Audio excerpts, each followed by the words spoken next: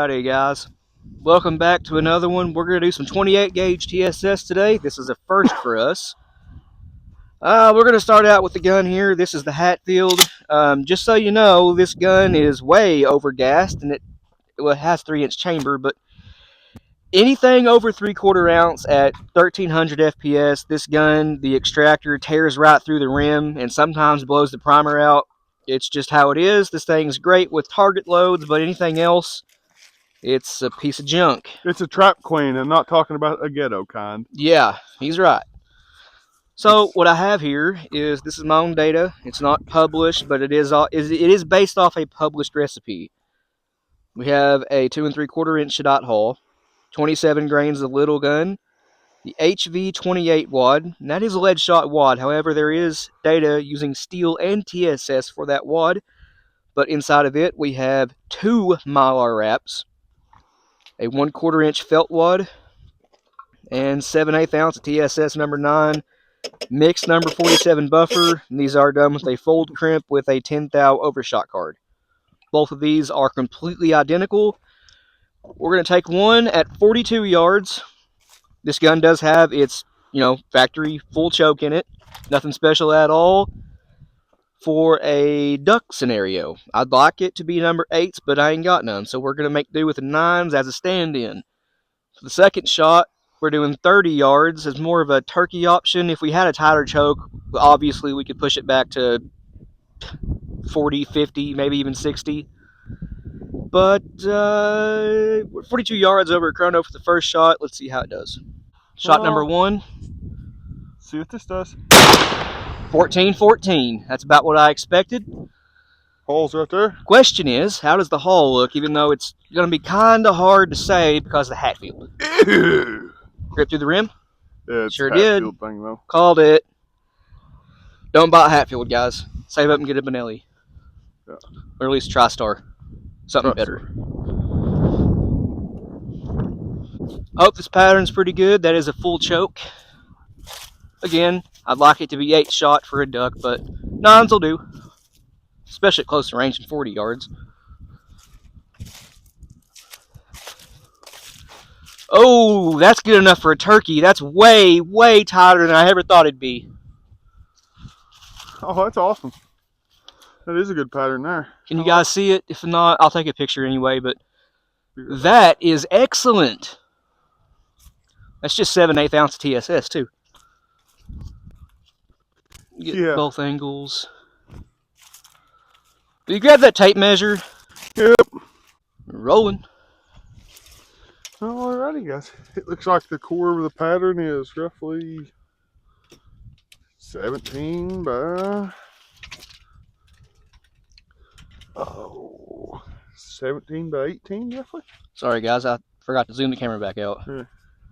17 by 18. Yeah, something like that. And there's really no flyers. There's 3 over next to Josh, right in front of his face. There's a few right here.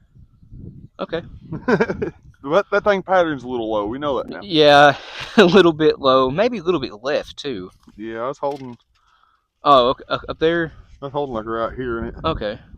Not horrible, but then again, we ain't shot that gun in a long time. We don't shoot it very often because it doesn't work very well. But I'd call that a turkey load. That's a very high velocity turkey load.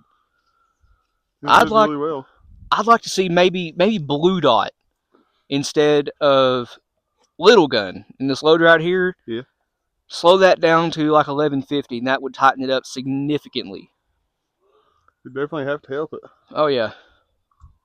But I mean, there's nothing wrong with that at all, though. That's what I expect out of TSS patterns. So yeah, that's good. That's a good one right there. And this is next one at 30 is going to be even better. If we get a turkey choke for this, I definitely want to revisit this load. Yeah.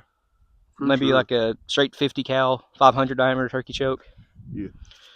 But we can't find the wad. That's the issue. We can't find it. I want to know what it looks like.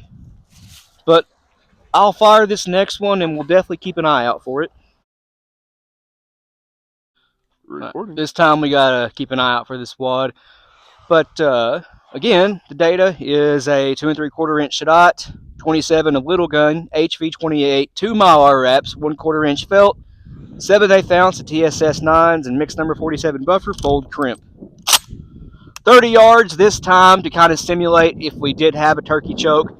Instead of actually having one, we just moved up 10 yards.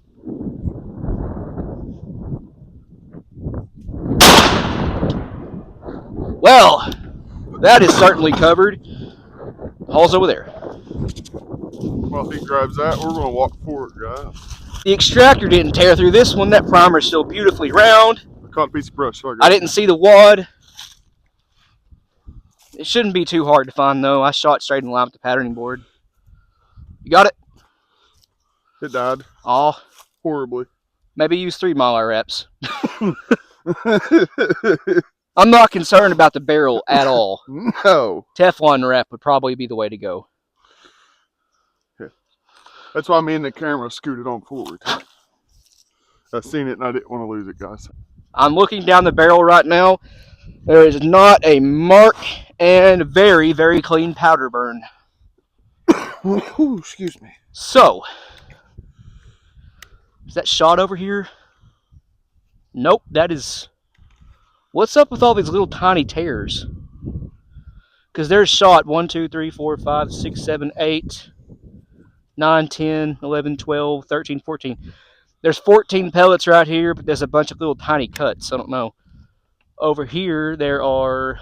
Oh, come on, quit whitening that. There it goes. Sorry, guys. 1, 2, 3, 4, 5, 6, 7, 8, 9, 10, 11, 12, 13, 14, 15, 16, 17, 18, 19. 19 and 14. The rest of it is on this paper. And, yeah. That's a very, very good turkey option. Although, again, I'd definitely slow it down a little bit. Might help save that wad, too. But that is very, very well covered. There's just 14 right here, 19 right here in this circle. And again, the rest of it is all on that paper. Other than the 10 at the top. Oh, yeah. Nope. Yep. There's 1, 2, 3, 4, 5, 6, 7. There's 7 right here. Oh, you wipe the rest of them off. That has to be like the buffer. Yeah. The mix number 47 buffer has black flakes in it. And that's what appears to be on the board because it's wiping off. Yeah, that's buffer. So, there yeah. was a bunch right here that ain't here now. Come on, focus. This is being filmed after we made the outro. Josh pulled the paper down, and we realized we should probably show this. You can see it a lot better. Each one of the pellet holes you see in the turkey paper is actually like 2. That's dense. Might shoot and see off of it. I'm gonna guess a foot by foot. Looks like we've got right at 13 to Yep. the outside of the circle. What I was calling the flyers. Those are not flyers. No. They were just off the paper. 13 by 15. All and right. that's like making a circle, like it excludes 1 or 2 up here, but the main circle of it. Yep. And guys, we're just using a plain full choke. No turkey choke at all here, and it's still that tight with the turkey choke. Obviously, that'd be much, much tighter. 30 yards. 42, just to reiterate here, was 20 by like 18. To put this in a frame of reference, this pattern is identically the same size as our 10 and 12 gauge turkey loads at 42 yards using ridiculously tight turkey chokes. It's only a full choke and a 28 gauge. Yes, this is just a full and a 28 gauge, and the pattern is the same size. This is where I could see TSS coming into beneficial. This and 410. Yeah. 32 gauge. Other than that, TSS and 410 can fall face this earth and I would not care. That's my own personal opinion. Please don't get offended. I think 32 gauge would make an excellent TSS gun.